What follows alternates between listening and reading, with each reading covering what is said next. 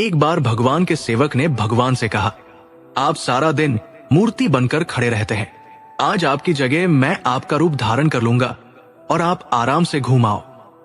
भगवान ने भी सेवक की बात मान ली, लेकिन भगवान ने शर्त रखी, जो भी प्रार्थना करने आए उन्हें केवल सुनना और कुछ नहीं कहना। सेवक ने शर्त स्वीकार कर ली और योजना के अनुसार सेवक भगवान की जगह मूर्ति बनकर खड़ा हो गया। पहला व्यक्ति जो मंदिर में आया वो एक व्यापारी था।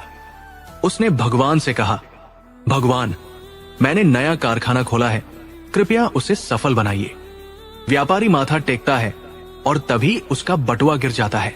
वो बटुआ गिराकर बिना देखे चला जाता है। सेवक बेचैन हो जाता है और सोचता है कि व्यापारी को बता दे कि उसका बटुआ गिर गया है, लेकिन भगवान की शर्तों के अनुसार वो कुछ नहीं कहता। कुछ समय बाद एक गरीब आदमी आता है और भगवान से कहता है, भगवान, घर में खाने के लिए कुछ नहीं है, कृपया हमारी मदद करें। भगवान के सामने बटुआ पड़ा होता है। वो गरीब आदमी भगवान का धन्यवाद करता है और बटुआ उठाकर चला जाता है। फिर एक नाविक आता है और कहता है, भगवान, मैं 15 दिनों के लिए समुद्र की यात्रा पर जा रहा हूं, कृपया मेरी यात्रा में कोई समस्या न हो। ठीक उसी समय व्यापारी पुलिस के साथ आता है और कहता है, ये नाविक मेरा बटुआ चुरा कर भागा है। पुलिस नाविक को पकड़ कर ले जाती है। इस बीच सेवक बोल पड़ता है, बटुआ तो गरीब आदमी ने चुराया है। इसके बाद गरीब आदमी को पकड़कर जेल भेज दिया जाता है। रात को भगवान लौटते हैं और सेवक खुशी खुशी पूरा किस्सा सुनाता है। भगवान मुस्कुराते हुए कहते हैं, तुमने किसी का भला नहीं किया, बल्कि सब कुछ बिगाड़ दिया।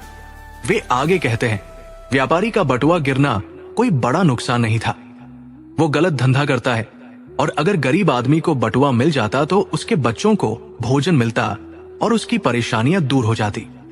नाविक जिस यात्रा पर जा रहा था वहां एक तूफान आने वाला था। अगर वो जेल में होता तो उसकी जान बच जाती और उसकी पत्नी विधवा होने से बच जाती। इसलिए याद रखो, कभी कभी जीवन में हमें समस्याएं आती हैं और हम सोचते हैं कि ये हमारे साथ ही क्यों हुआ, लेकिन इसके पीछे मेरी योजना होती है। मेरी योजना हमेशा तुम्हारे भले के लिए होती है, बस कभी कभी उसे समझने में समय लगता है। सच में इस कहानी से हमने यही सीखा, जो भी होता है अच्छे के लिए होता है।